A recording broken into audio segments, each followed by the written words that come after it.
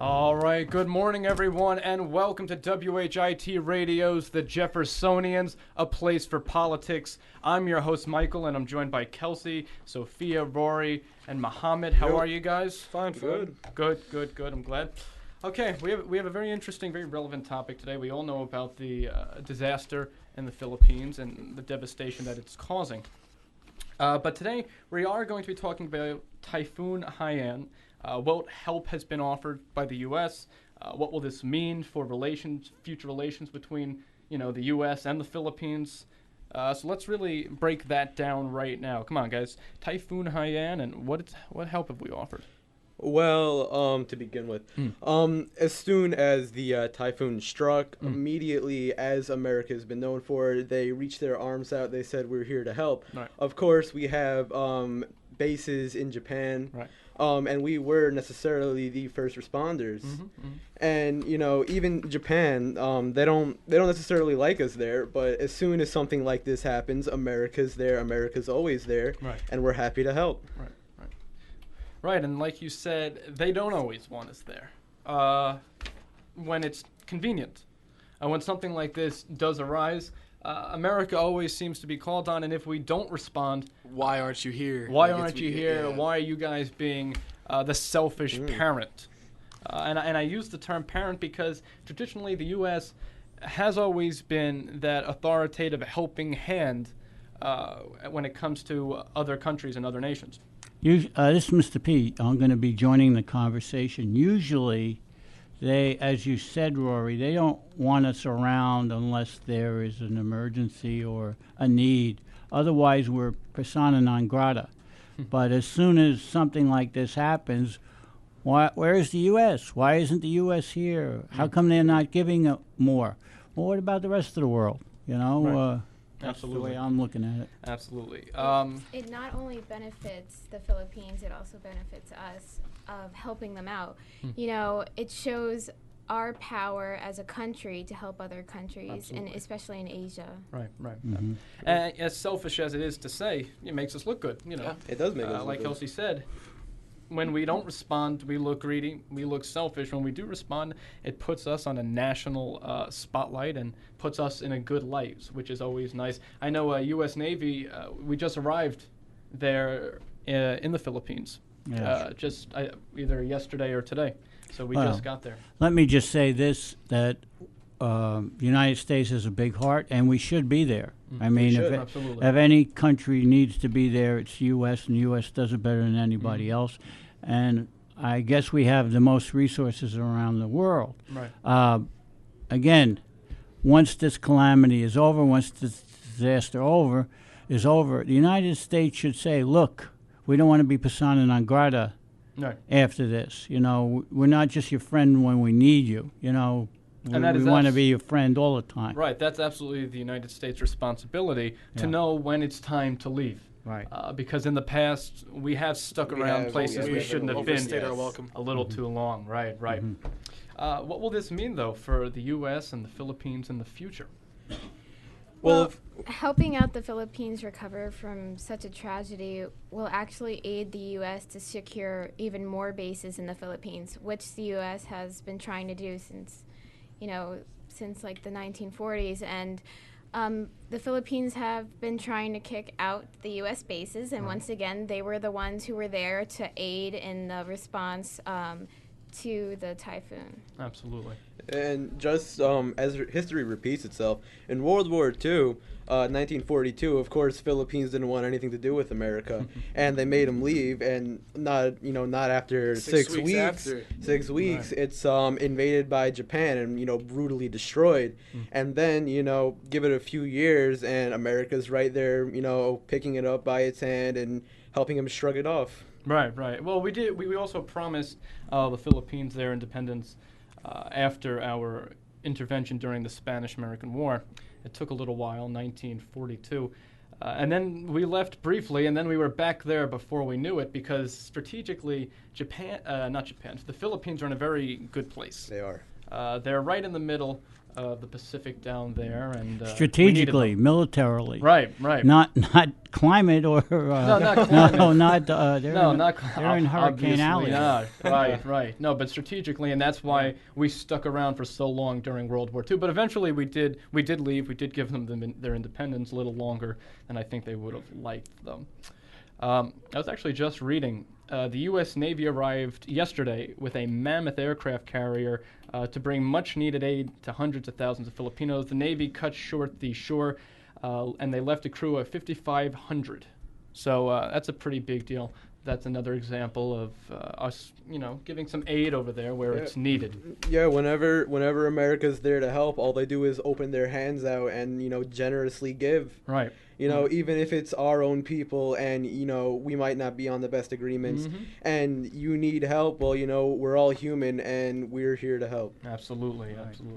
And is this the right thing to do, though?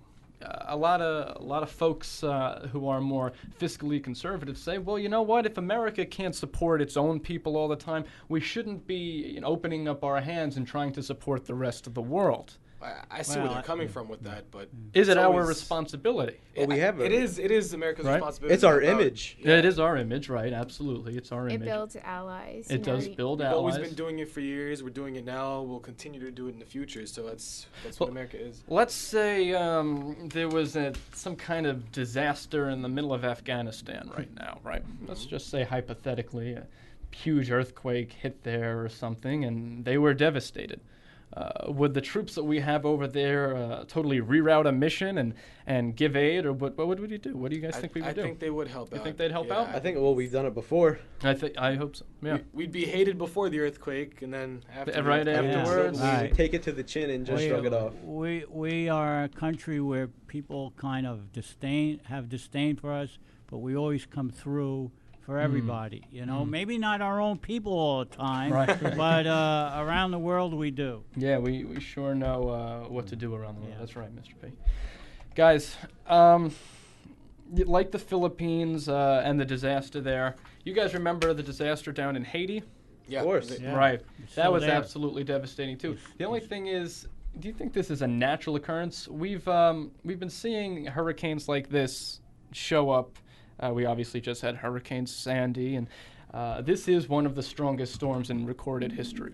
And Sandy happened, while it wasn't one of the strongest storms in recorded history, it happened in an odd area, an area where geographically you don't get a storm like that. And this storm, while the Philippines are in Hurricane Alley, this is a huge storm. It's an unusual storm just for the sheer capacity of it. Do you think something's going on with global warming? I always want to see everyone's opinion on that. I'm not sure. This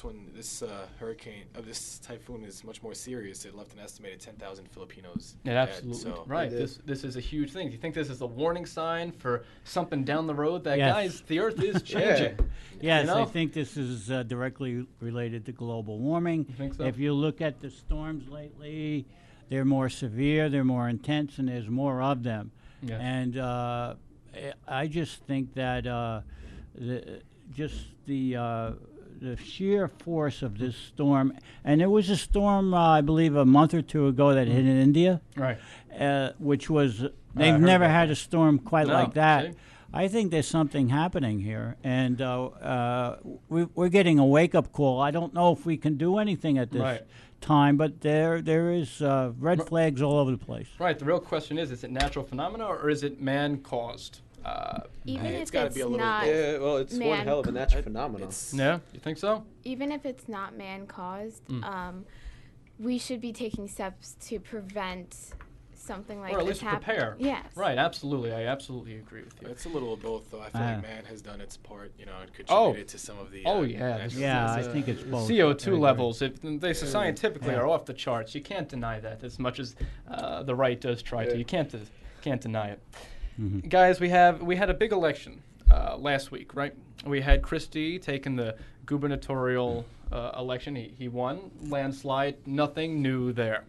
But let's talk about 2016. What's going to happen in 2016? We have we certainly have no official declarations of a running folk. We have Christie, though, and Clinton. Clinton seems to be the name that's floating around, and obviously Christie is, too. two sides of the spectrum. One's a man, one's a woman. It's nice to see that in that day and age. But let's talk about, what they believe in, what some of their party views are, what some of their platforms are. What do you guys think of the duel between Christie versus Clinton? Well, I'm more for Clinton. Okay. As I'm not much for Clinton, I'm much more against Christie. Okay. From my personal perspective, Christie did do a good job with Sandy. However, I think people are misguided by him doing a good job with Absolutely. Sandy. Right now, he's made a complete mess of the educational system in New Jersey. Mm-hmm. He's trying to turn it into more of a privatized business, if anything. He's, left and right, you're seeing teachers losing their jobs. He's trying to take 10 years away from teachers. They're Absolutely. getting observed more often this year. And Right. He's sending people around to, make sure that teachers are doing their job. And even if they are doing their job, they get fired for some, for some random reason that doesn't generally make sense. Right, and I'm telling you, and I've been preaching it a while here. While he talks a good, speech, while he likes to cover it up real well, Christie is a Republican, and it is what it is. He's going to come with those policies, those Republican policies, and he's going to come with the party behind him. So you're not just getting Chris Christie. You're getting all the conservatives behind him, which you have to think of. Clinton, very experienced. We saw what she did as Secretary of State. Her approval ratings were off the chart at one point. She has a 43% approvance rate in New Jersey. Absolutely. Versus Christie. Right. And there will be those who vote for her just because she is a woman, which, that's always going to be how it is. There are those folks out there. But it's more than that. We have seen what she does. We saw Benghazi, despite the controversy, which honestly I think was a load of crap, to put it very bluntly. I thought she handled the situation as best as she could, and I watched the hearings, and I thought she came right at them and didn't mince words, which I think is great. She's not one to mince words. And remember, if you also elect Clinton, you're going to get the big guy, too. Everyone loves Bill.